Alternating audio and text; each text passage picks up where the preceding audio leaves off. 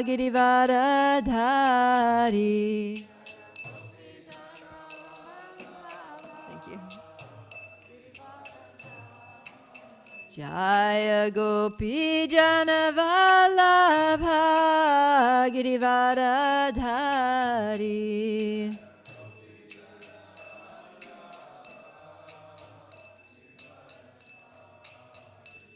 Yashodanandana Brajajanaranjana.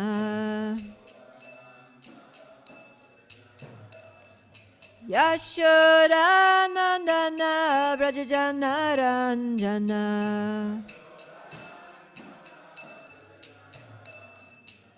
Yamunatira Vanachari.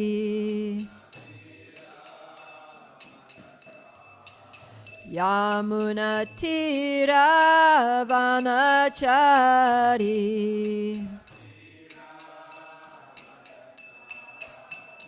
Jaya Radha Madhava Kunja Bihari.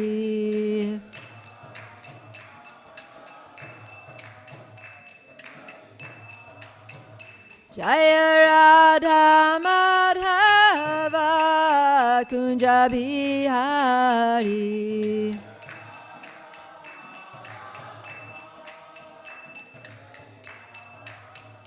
Jaya Prabhupada, Prabhupada, Prabhupada, Srila Prabhupada.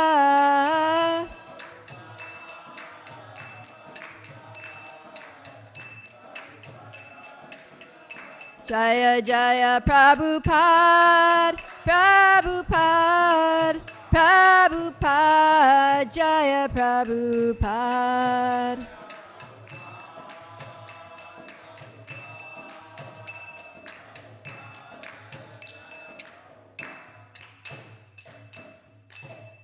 Gaura Premanandi. Om Namo Bhagavate Vasudevaya. Om Namo Bhagavate Vasudevaya. Om Namo Bhagavate Vasudevaya. Let's say this all together.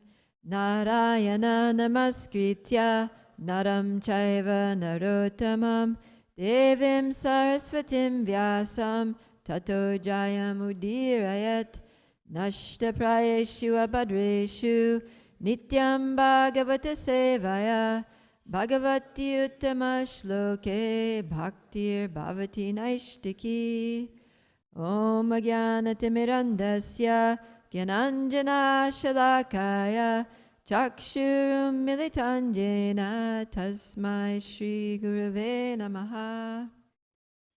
Jai. So welcome everyone to this morning's Srimad Bhagavatam class. We continue with the Canto 4, Chapter 20. This chapter is called Lord Vishnu's Appearance in the Sacrificial Arena. And yesterday we did about half of the section, which is the prayers of Maharaj Prithu. So we're going to continue with those very sweet and instructive prayers, beginning from text 29 and going to 38. So we don't have the board today.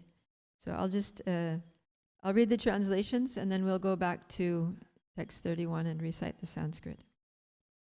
So Prithu Maharaj is saying to the Lord, "Great saintly persons who are always liberated, take to your devotional service, because only by devotional service can one be relieved from the illusions of material existence.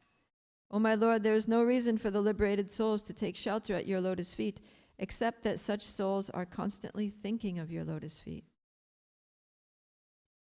My dear Lord, what you have said to your unalloyed devotee is certainly very much bewildering. The allurements you offer in the Vedas are certainly not suitable for pure devotees.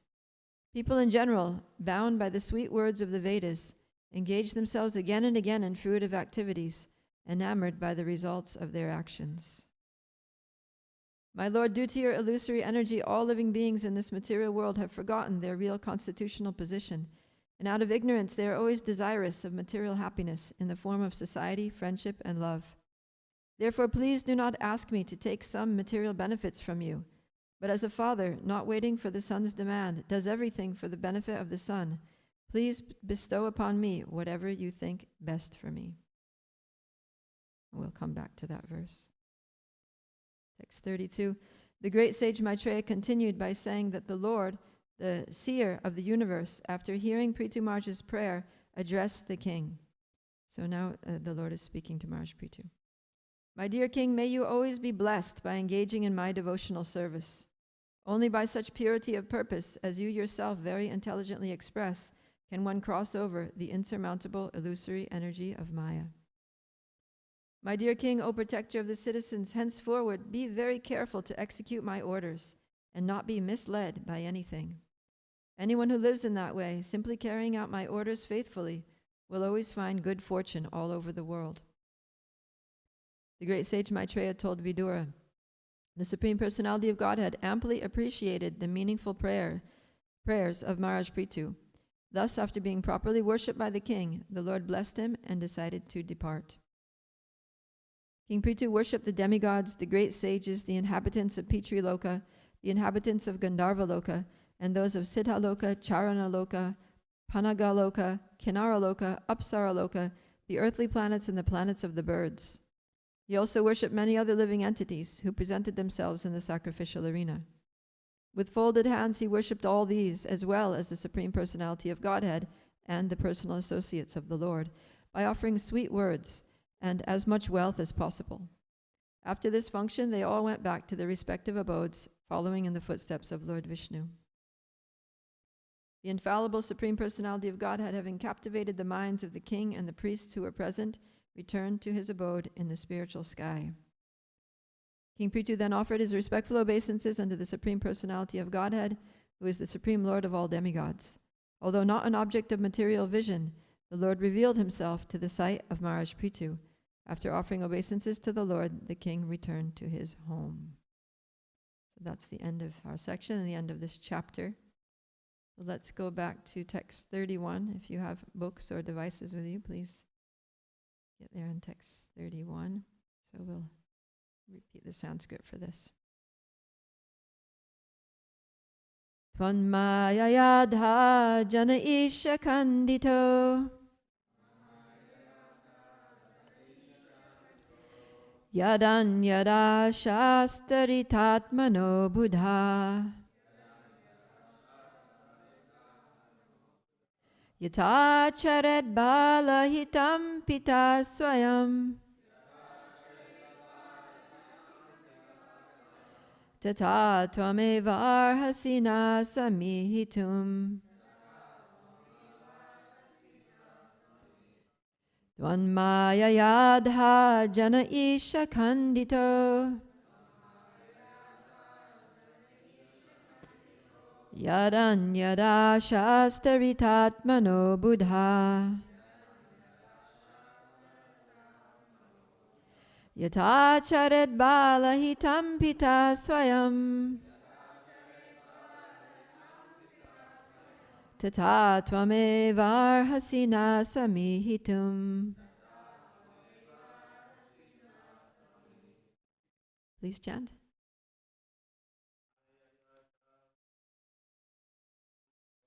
Tvanmayayadha jana isha kandito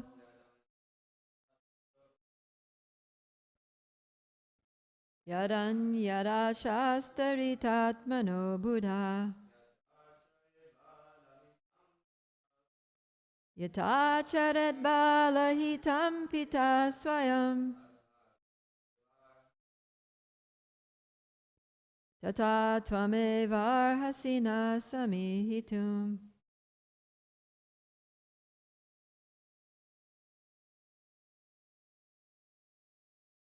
Tvanmayayadha jana isha kandito yadan yada shastaritatmano buddha yata charet balamitam pita swayam Tata Tvameva Arhasina Samihitum.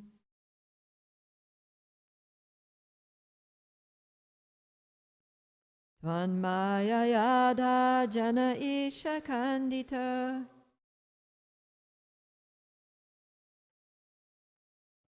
Yadan Yada Shastavitatmano Buddha. Yata Chared Balamitam Pita Swayam.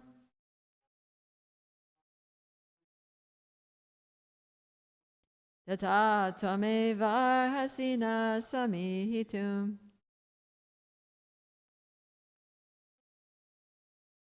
Tvanmaya Yadha Jana Isha Kandita.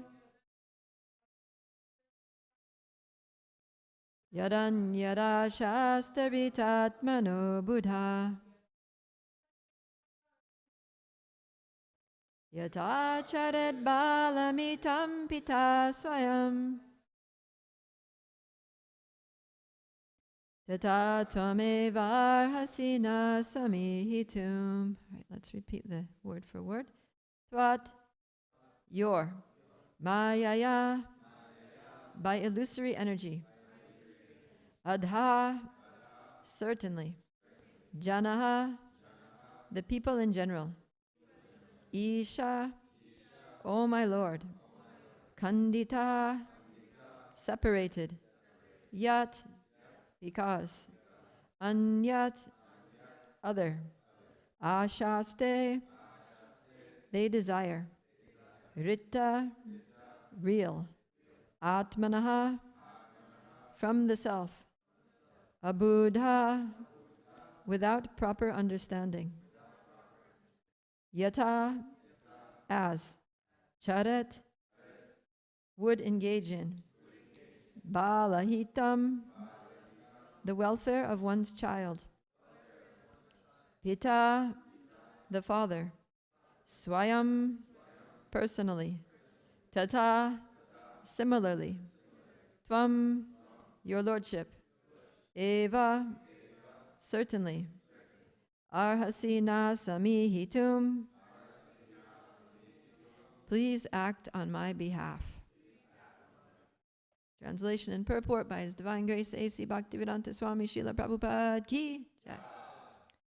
My Lord, due to your illusory energy, all living beings in this material world have forgotten their real constitutional position. And out of ignorance, they are always desirous of material happiness in the form of society, friendship, and love.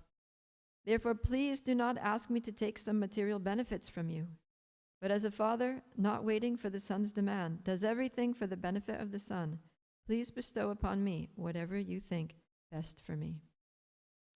Purport.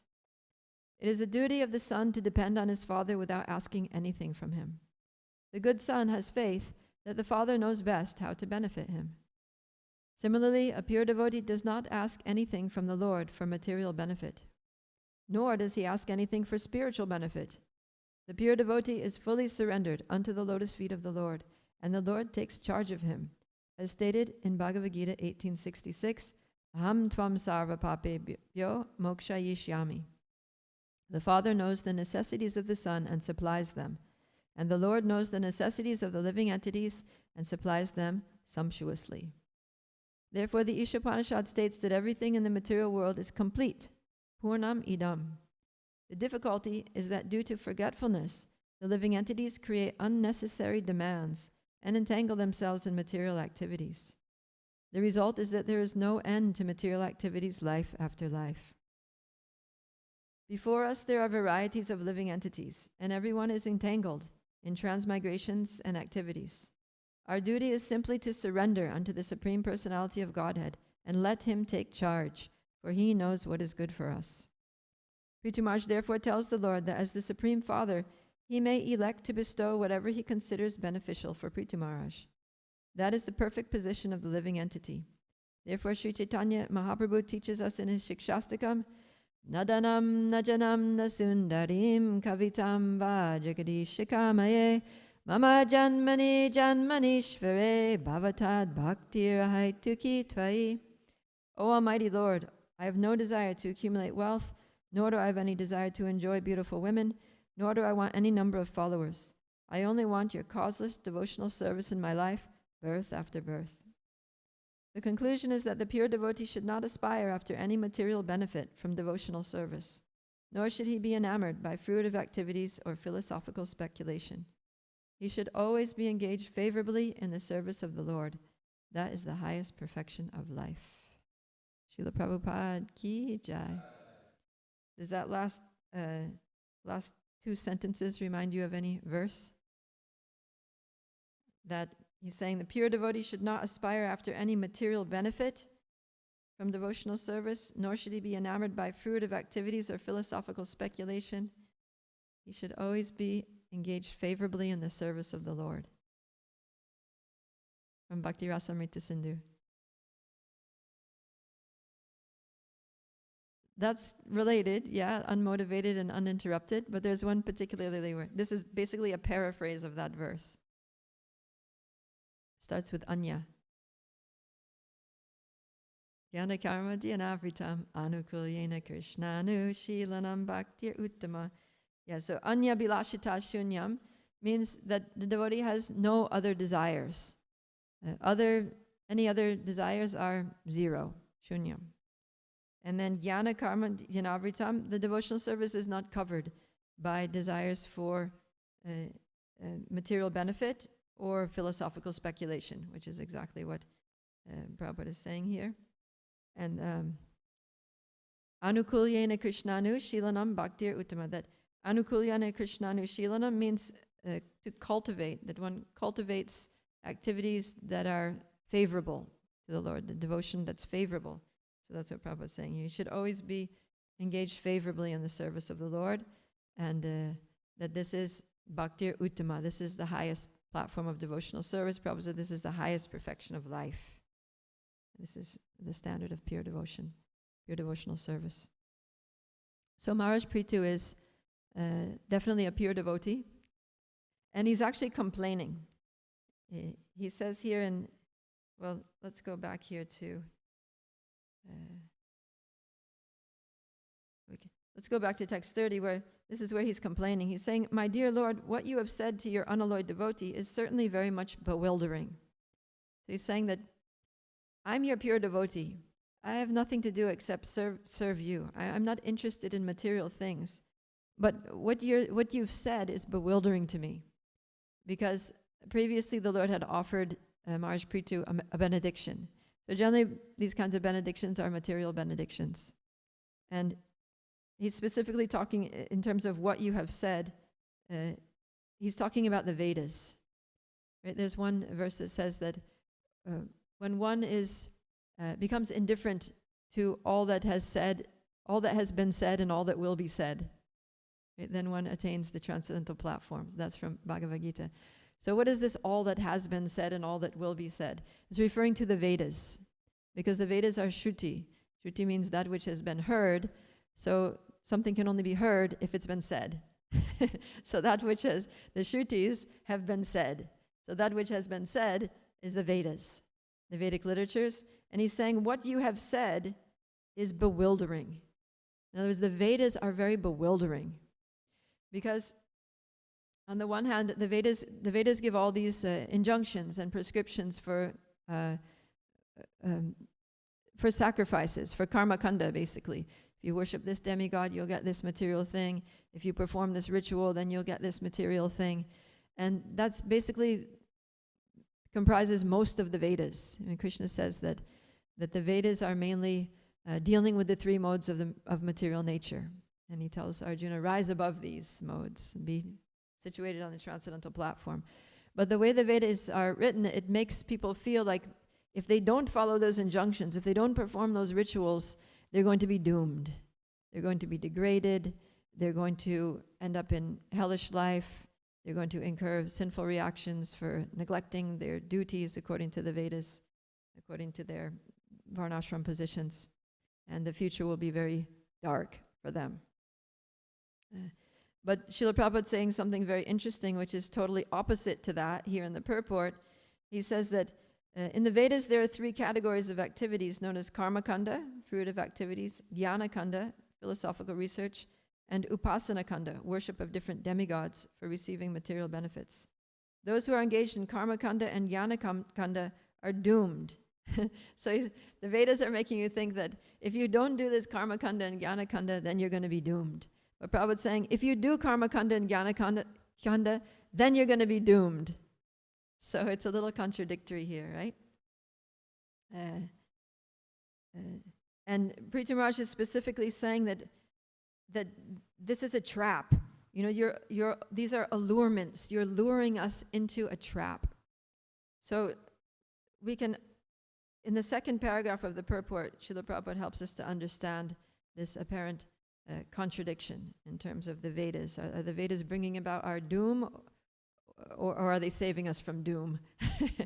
So Prabhupada writes, the Lord sometimes offers benedictions to the neophyte devotees who have not yet understood that material facilities will not make them happy. So this is, the Vedic injunctions are there for people who are totally materialistic and have little faith in the Lord, in the direct worship of the Lord, but they put their faith in material life. So they're thinking that if I work very hard, if I do this, if I do that, then I'll get material things and I'll be happy. So their belief is that through material prosperity, through material advancement, they can be happy. So that's most people in the world, right? Most people are pursuing happiness through material things, through earning more money, through getting, you know, a better place to live, through, you know, relationships which give them different kinds of material sense enjoyment, subtle and gross, like that. So that's most people on the planet. And therefore the Vedas, the Vedic rituals are good for people who are completely materialistic, because if a non-devotee follows these Vedic rituals, karma kanda and jnana kanda, then they actually get material enjoyment. They actually get the desired material results from those activities. And when they see that, oh wow, this Vedic stuff works, then that gives them faith in the Vedas, and ultimately it gives them faith in God. So it's bringing them from a point of no faith in God and just complete, you know, faith in material life, that's the only way I can be happy, who needs God? It brings them to, oh, the Vedas are actually very useful, this works, God is present, his system is a good one, maybe I should worship God a little bit more and things will get better for me. So it helps them. But it's the opposite for a devotee, because a devotee already has faith in God. A devotee has already surrendered to God, has devoted their life to the service of the Lord. That's what devotee means, that they've devoted their life to the service of Krishna. So if a devotee starts performing jnana kanda and karma kanda according to Vedic rituals, then a devotee will also get material enjoyment from those things, but that material enjoyment is going to have the opposite effect, that it's going to cause material entanglement. It's going to cause them to be attached to those material things. So they're allurements. So you could say that the Vedas are the original bridge books, that they bridge the gap. They bring people from this side of the river where it's all just, you know, materialism, over to, it builds their gradual faith in God so that they come over to the other side and they gradually become devotees, hopefully. Because also as they're following these Vedic rituals, they need to hire Vedic priests, and they get association with Brahmins and devotees, and they hear mantras, and the names of Vishnu are in those mantras, and they take prasadam. So it's benefiting them in all these different ways, and gradually they come to devotion through that association. But devotees are already on the other side of the bridge. They're already, you know, working with transcendence. They already have faith in God. So there's a danger that if they get on that bridge again, they may go back to the other side. They may be like, wow, I'm getting some material benefits. I'm getting money. I'm getting prestige. I'm getting things that I want from this world. And initially, they may do it thinking, yukta vairagya, I can use this in Krishna's service, so let me get more money, but then they end up getting entangled, right? Because it's a sticky situation. Like Prahlad Maharaj says, when Lord Nrsingadev offers Prahlad a benediction, Prahlad is not happy. He says, my Lord, you know, I was born in a demoniac family. I have these tendencies. You know, I have these tendencies to get drawn into material, demoniac activities. So please don't offer me something which is just going to, that's going to be dangerous for me.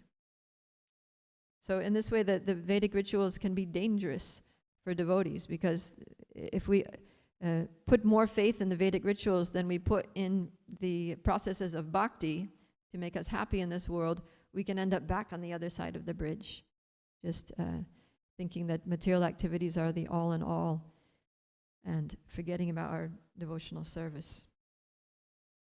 So, so continuing in this purport of text 30, Srila Prabhupada writes, in the Chaitanya Charitamrita, the Lord therefore says that a sincere devotee who is not very intelligent may ask some material benefit from the Lord, but the Lord, being omniscient, does not generally give material rewards, but on the contrary takes away whatever facilities are being enjoyed by his devotee, so that ultimately the devotee will completely surrender unto him. In other words, the offering of benedictions in the form of material profit is never auspicious for the devotee. So any kind of material profit that we get from our activities, Prabhupada is saying it's never auspicious for a devotee. And therefore, we learn in the 10th canto that the first installment of Krishna's mercy is what? He takes everything away, right? Yasyaham anugrinanti harishye taddanam shanai. That he gradually takes away the wealth of his devotee. He takes away all of his material encumbrances, because these are actually, they become obstacles on the path of pure devotional service.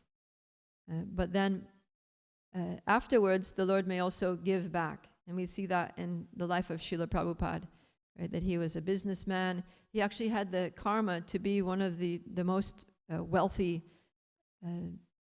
people in the world, that he should have been fabulously rich. He should have been like a billionaire, according to his karma, the astrologers predicted. And he was going towards that, right? He started his own business. He was opening up new branches. His business was booming. He had people working for him, and he was, had factories producing his products and marketing them all over India. And everything was going very well until Krishna decided, enough. And he just took everything away. There was a fire, his warehouse burnt down, one of his employees plundered the treasury, and gradually he lost all of his support. His family would not help him, and his business basically went bankrupt. And Prabhupada lost everything. And he went from being, this booming entrepreneur, businessman, to just, like in the streets, just wandering the streets of Vrindavan alone, reflecting on his life and his losses, and how that was all the mercy of Krishna. Because he understood that this is Krishna. And he actually, reflecting on his life, he quoted this verse, that yasyaham anugrinami harishye tat dhanam janai, that this is Krishna's giving me his mercy. He's taking away all my material entanglements so that I can fully depend on him. That's one of the principles of surrender, the 6 principles of surrender. So one is to accept Krishna as one's maintainer. So if we're thinking that I'm going to maintain myself, I'm going to maintain my family through my hard work, through my intelligence, through my academic degrees and my skills, then Krishna will let us do that for a while. But if we're very sincere, then he'll take all that away, and he'll be like, no, you just need to depend on me. And when we take full shelter of Krishna, then like Srila Prabhupada. So when he came to America, he had nothing. But then gradually, he ended up even more prosperous from a material point of view than he would have been if his business had never gone bankrupt, if his business had been successful. So just goes to show that the Lord giveth and the Lord taketh away. And he knows exactly the right time to do it. And he knows what's best for us. So that's what this verse is about. That the Priti Maharaj is saying that the allurement of material benedictions is another trap. It's just a trap. to entangle one in the material world. So he's complaining, don't allure me by material benedictions. But I don't want to ask for anything because I might ask for the wrong thing. Right? Sometimes we feel like something in our life materially is wrong and it needs to be adjusted. And we're so tempted to ask Krishna to help. Please make this right. Please make this successful. Please fix this material problem that I have, right? And in one sense, there's nothing wrong with that. But in another sense, like Prabhupada is saying here, Preeti Maharaj is saying here, that just like the parents, they know what the children need. They know what their struggles are. They know what their problems are. And they know how to fix them. So the parents will always take, and the child doesn't need to ask the parents. The child doesn't need to go to the parents and be like, you know, I need some new clothes. School is starting and my clothes, you know, the knees of my pants are ripped from playing outside and this, I'm outgrowing my shirt. It's like hard to button, you know, my school uniform doesn't fit me anymore. The child doesn't need to go to the parents to ask that. The parents know, right? They see, oh, you're growing, you need new clothes. We're going shopping, come on, need new school clothes for this year. So, and the child doesn't need to go to the parents and say, can you please feed me? I'm hungry, you know, can you please cook lunch today? The mother knows that the child needs to eat. They know exactly what the child needs to eat, what they like, what is nutritious for them, and they prepare the meals accordingly without being asked. So like that, in the same way, Krishna knows what we need, and we don't even need to ask him.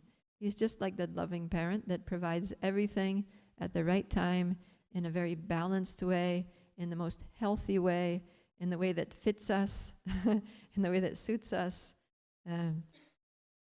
So, yeah, it's interesting here that in the purport to text 31, we read that the devotee does not ask anything from the Lord for material benefit. We've all heard that before, but this was a little surprising, right? Nor does he ask anything for spiritual benefit. We don't even have to ask, please, Krishna, give me pure devotional service. Please, Krishna, let me chant my rounds attentively. Please, Krishna, let me be free from my material desires so that I can desire only you. Krishna knows, even spiritually, and of course, Krishna's happy to supply us with the material things that we need, but he's even more happy to supply us with the our spiritual needs, our needs for association, our needs for hearing and chanting and remembering him, and spiritual guidance. So Krishna knows best. And Prabhupada says, our duty is simply to surrender unto the Supreme Personality of Godhead and let him take charge. So that can be our prayer. That Krishna, you just take charge of my life. You know what I need. I don't know what I need. I'm totally depending on you. And whatever it is that you supply me with, I accept. Whatever you take away, fine. Whatever situation you put me in, I'll just accept that as the best possible arrangement for my life right now. And if we have that kind of faith, then life becomes so much easier, right? We don't have to struggle. We don't have to rack our brains for how to solve all the problems of our life. And so then we can divert our attention and our intelligence for how to push on the Lord's mission, for how to share Krishna consciousness with others. Prabhupada said that, you intelligent American young men and women, I want you to rack your brains for how to spread this Krishna consciousness movement. So that's what we should be using our brain power for, and our intelligence, our skills, is for how to spread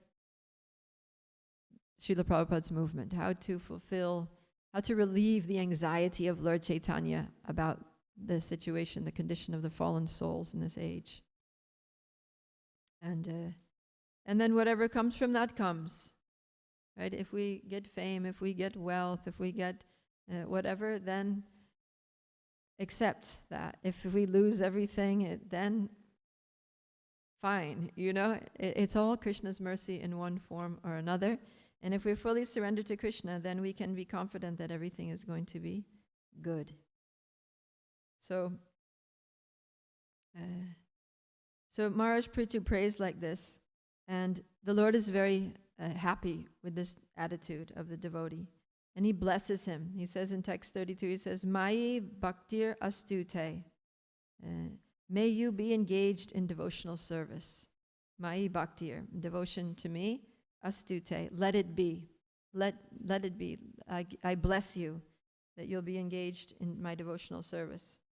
And he says, only by such purity of purpose as you've exhibited and expressed can one cross over the illusory energy.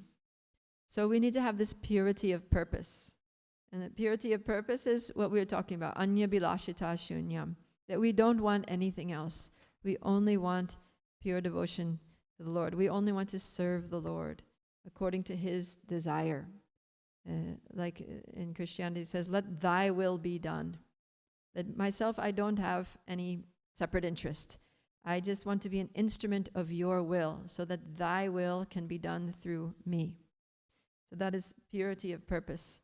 And when we have this, then we can very easily cross over this ocean of material existence. Like Krishna says in the Bhagavad Gita, that Daivi ye shagunamai mama maya duratyaya mam evam ye prapadyante mayam etam tarantite. That this material energy comprising of the three modes of material nature, it's very difficult to overcome. We can't overcome it on our own. But Krishna says, but one who surrenders unto me can easily cross beyond it.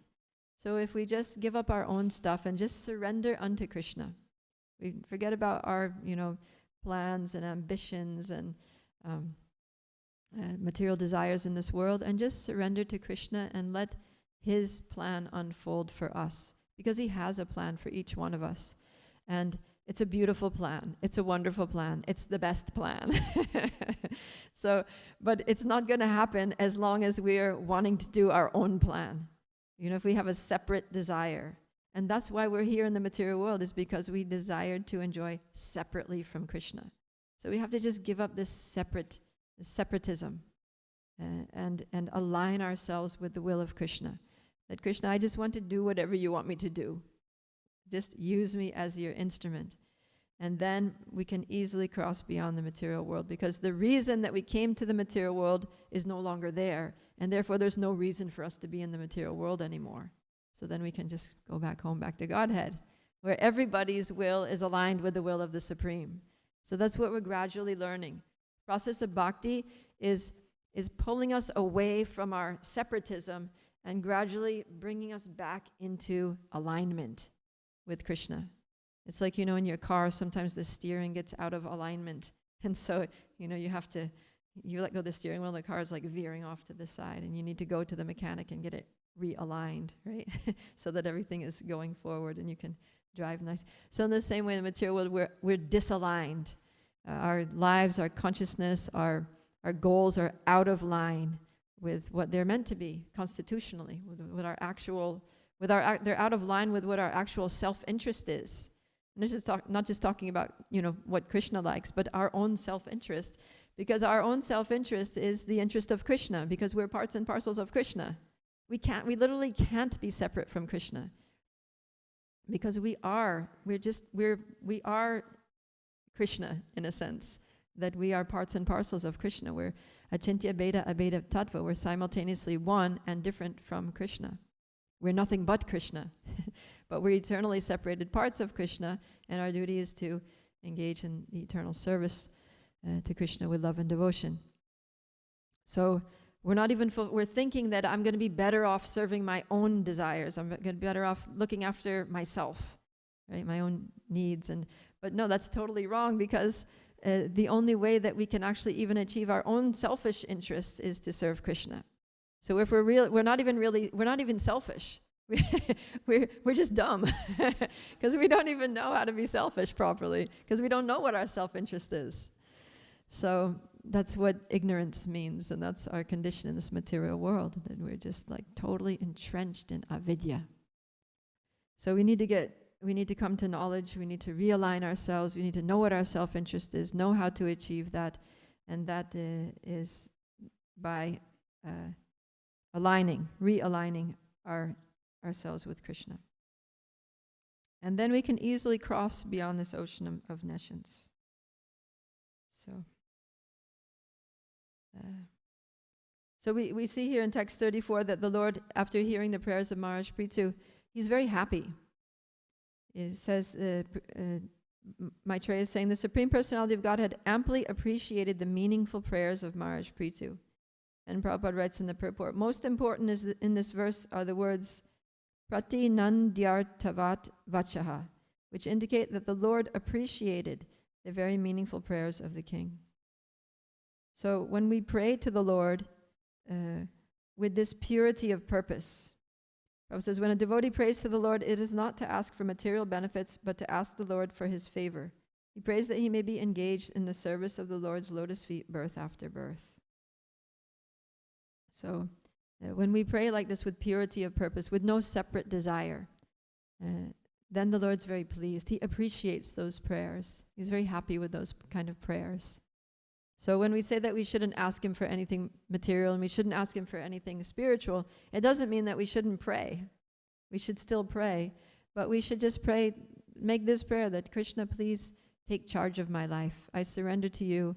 I depend on you for my maintenance. I depend on you for my protection. I depend on you to put me in the situation that's most favorable for your devotional service and protect me from any unfavorable influences that might bring me further away from you. So, like that. All right, so I think I'll just stop here and open it up for any questions or comments. Yes, Ajit Prabhu. Thank you so much for the great class. I was just thinking, might be a common question, but how do we know exactly what is Krishna's plan for us? I know you could say, okay, like following instructions of the spiritual master, but in our culture we have more than one, so I find myself sometimes one says this, the other one says this, so it's like, okay, well, how do you know what Krishna wants? Yeah. Well, first of all, we have to examine our own hearts, right? Because if we have these separate desires, then Krishna will actually enable us to fulfill those, right? The Paramatma is sitting in the heart, and he knows what we're thinking and feeling and willing, and the Paramatma is actually neutral. So it's said that there's one purport in the Bhagavad Gita where Prabhupada says that the Paramatma will engage a sincere person in pious activities so that they'll be elevated to heaven, and he'll engage a sinful person in sinful activities so that he'll go to hell. So the Lord as Paramatma is neutral, and he responds to our desires. So to make sure that we're doing what the Lord wants us to do, actually wants us to do, we need to make sure that we have this purity of purpose, purity of consciousness. Because otherwise the Lord will engage us in something that he doesn't actually want us to do. Right? So the Lord is the supreme controller, and if we really want to just do what the Lord wants us to do, if we want to be his instruments in his service, then whatever happens is going to be the will of the Lord. You can just accept that whatever situation you're in, that's the situation that the Lord wants you to be in. So we don't need to be insecure. As if we're surrendered, if we actually have purity of purpose and we're totally surrendered to Krishna, then we don't have to worry that, oh, should I be doing another service? Should I be in another temple? Should I be, doing something else? Because Krishna will arrange. Krishna's a controller. So if he's happy he wants us to do what he wants us to do. So as soon as we also want to do what he wants us to do, then we're going to be doing what he wants us to do. It's just going to happen. And we don't need to, worry too much about it. We don't need to, be scheming for how to make an arrangement. So I really think I should be doing that service. Let's see. Talk to this person. I'll do that. Maybe I get recognized in this way and they'll, offer me a promotion or whatever in my service. We don't have to even think like that. It'll just happen. without our making any extraneous effort. That's the wonderful thing about bhakti, is it doesn't depend on our strength, our intelligence. We just have to surrender. We just have to be willing. We just have to be willing servants, willing recipients of Krishna's mercy, and Krishna does the rest. Krishna purifies our hearts. Krishna, he does everything. I mean, just look at how we came to Krishna consciousness. It wasn't by our own effort, right? Just we had some thought in the mind that I would like to be more spiritual. I would like to maybe know God. I would like to be free from, I would like to understand what's happening in this world. And as soon as Krishna saw that little spark of a desire to come closer to him, then he made this happen and made that happen and brought us here and brought us there. And, we heard this and saw that and boom, there we are, now devotee, shaved head, chanting Hare Krishna. Dhoti, sorry, tilak, right? So Krishna, he's moving everybody. It's said in so many ways that everybody, not just devotees, but everybody is moving in this world just like a bull is pulled by a rope through its nose.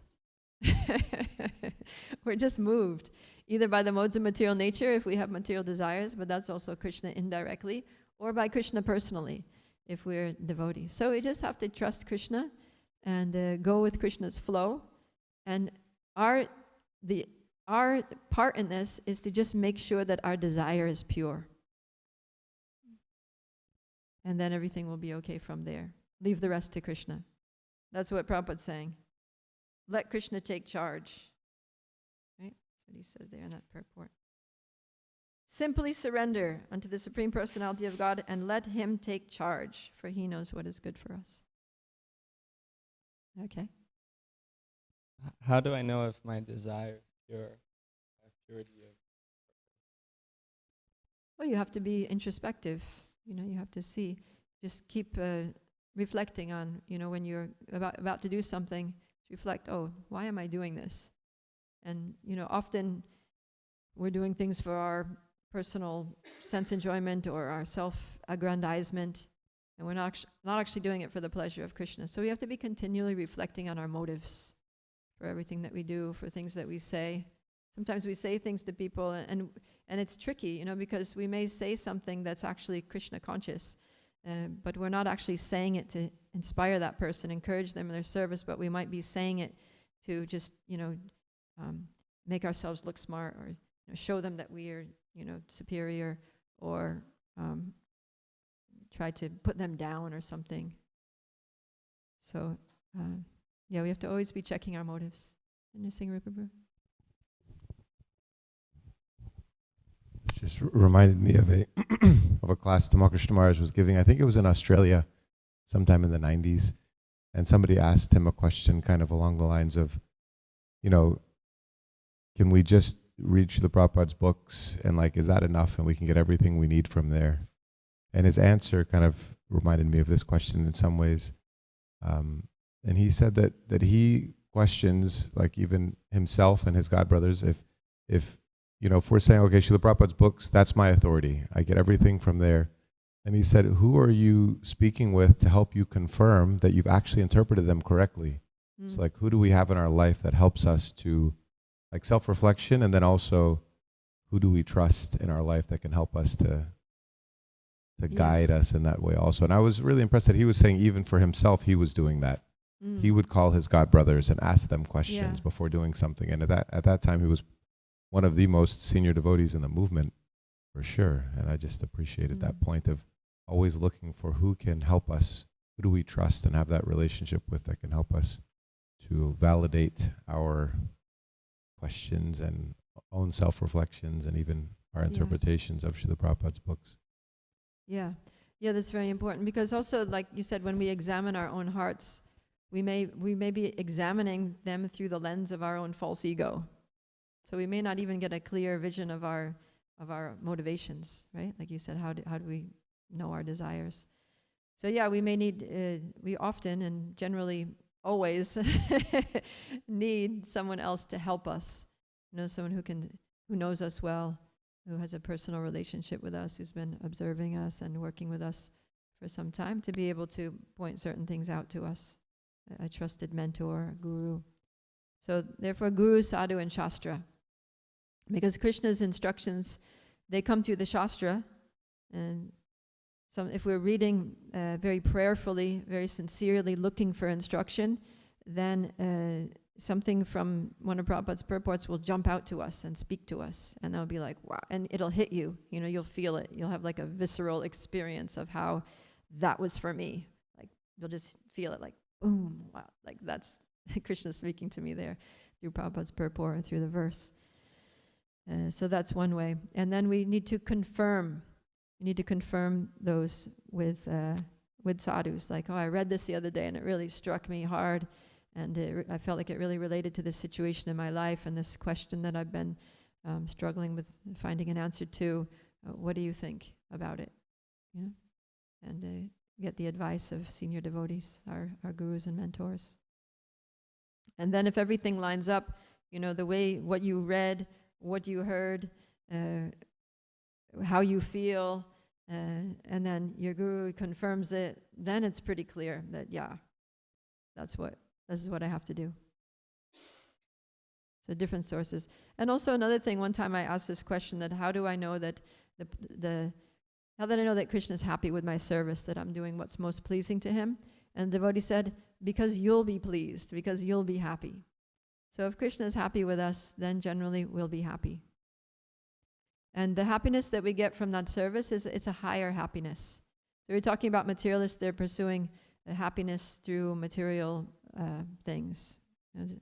Either non-devotees through sinful things, pious people through, you know, rituals or, you know, material activities that are according to the Vedas.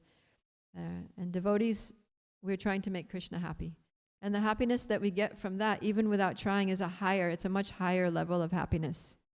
Like Lord Rishabhadev says that, Nayam deho deha bhajam nriloke kashtan kamam arhate vid bhujamye tapo divyam putrikam yena sattvam shudyad yasmad brahma sokyam tvanantam. He tells his sons that don't chase after this material happiness from sense gratification.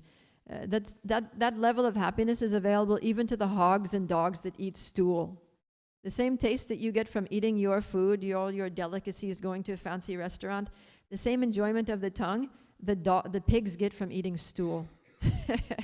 It's no different. You don't like stool, but they do. The same enjoyment you get from eating pizza and ice cream and whatever, they get from eating stool. It's the same. It's not even a higher standard of happiness. It's the same. He says, but you're a human being. You actually deserve and are eligible for a higher level of happiness. That's much higher than this low, useless happiness that you get from sense gratification. That happiness is spiritual happiness, Brahma Sokyam. And you get that from Tapo Divyam, by initially giving up these lower happinesses and engaging yourself in devotional service.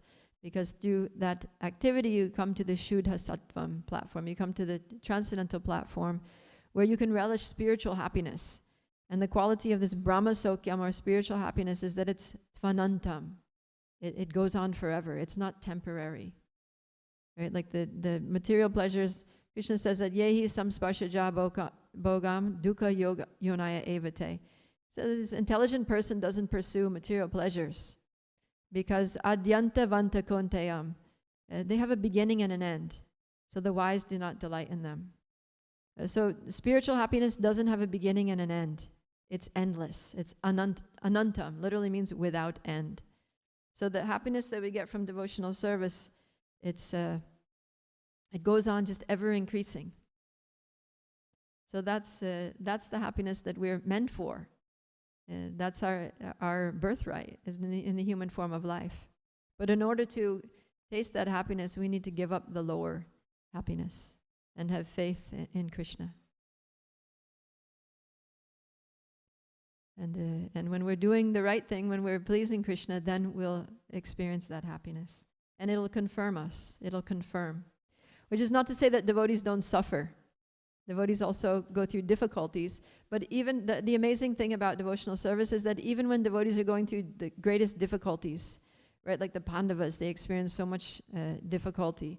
Prahlad Maharaj, how he was abused so badly by his father. Dhruva Maharaj, he was pushed off the lap and he's there alone in the forest, wandering around looking for some solution. So devotees go through all these very severe difficulties, actually. If you look at devotees, sometimes there are reversals in the lives of devotees that even materialists don't seem to suffer so badly, right? It's like it gets really bad for some when you hear some devotee stories. But even in, but the wonderful thing about devotees suffering is that suffering leads to the highest bliss, because Krishna always appears. Krishna is always present, right?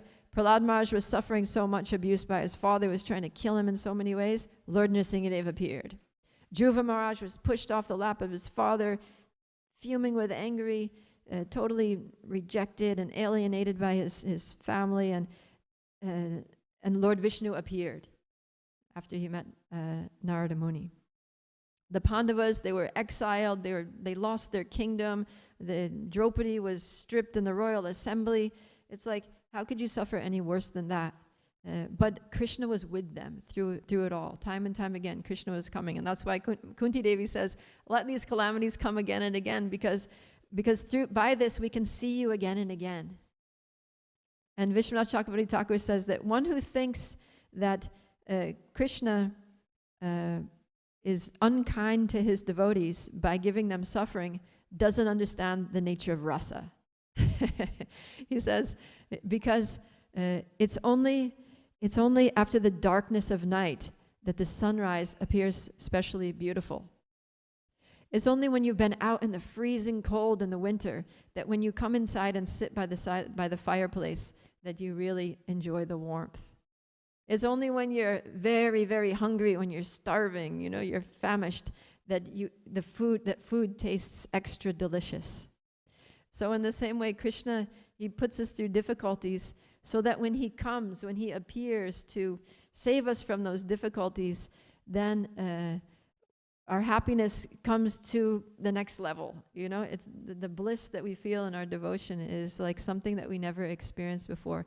And our relationship with Krishna, our love for Krishna expands in a way, in an unprecedented way. So that's the purpose. Well, the other purpose of suffering and devotee is to get us to understand that this material world is not the place for happiness. Like, this is the place of misery. Krishna's right. We're always trying to prove Krishna wrong, actually. We're always trying to prove him that, no, it's not dukkhalayama shashvatam. I can be happy in this material world. If I just have the right relationship, if I just live in the right place, if I just have a little more money, I can be happy. We're always trying to prove Krishna wrong that way. But Krishna is always like, no, I'm right. This place is a place of suffering, and he makes us feel it. But then, as devotees, that suffering leads to increased happiness. And it doesn't leave attachment. So happiness that we get through material things, these temporary pleasures, they bring about attachment. They leave a residue, a karmic residue, which entangles us. Whereas the happiness that we get from Krishna consciousness leaves no residue. We don't become entangled by that. We become liberated by that. It's an impetus to surrender more and more to Krishna. Okay. Go ahead. Thank you so much. So this is a great class and wonderful purports by Srila Prabhupada. And I know you talked about it, but I'm just still a little confused about the whole not praying for spiritual benefit. Because, I mean, a lot of times, I'll be right in front of Radha Kalachandji and I'll forget to say anything. I'll just be like, so I'm probably just like in the mode of, what is that? On reverence a little bit. Mm-hmm. But like, isn't it good to pray for, like, Srila Prabhupada, he prayed, please protect me from Maya, right? And so, I mean, is it better to have prayers, or is it better to just like know that Krishna is in control of everything, which is true, but then at the same time, I just wonder what's the need for conversation, because I mean, I have a desire to somehow talk with Krishna, right? So that's my question. Yeah. Yeah. I mean, anything that makes us turn to Krishna is a good thing. So even if we're approaching Krishna with material desires, it's better than staying with our material desires and not approaching Krishna. Right? And if we have spiritual desires, then, and we turn to Krishna and tell him what our spiritual desires are, then it's good because we're coming closer to Krishna. So we shouldn't think, oh, there's no point of even going to see the deity or going to, talking to Krishna because I'm not supposed to ask him for anything, so I'll just do my thing. But if you see how in Bhagavatam, usually when devotees pray, like 90% of their prayers are glorifications. So that's a way that we can approach Krishna, is we can glorify the Lord. And then that takes the focus off me and my desires, and it puts it on him. Right? That's humility, is not to think less of ourselves, but to think of ourselves less. So when we go before Krishna, don't make it all about you. Make it all about Krishna. That Krishna, I'm here, I'm your servant, and I just want to tell you how wonderful you are, how wonderful you are, and how grateful I am for everything that you've done for me and everything that, all the wonderful ways that you're present for us and our community.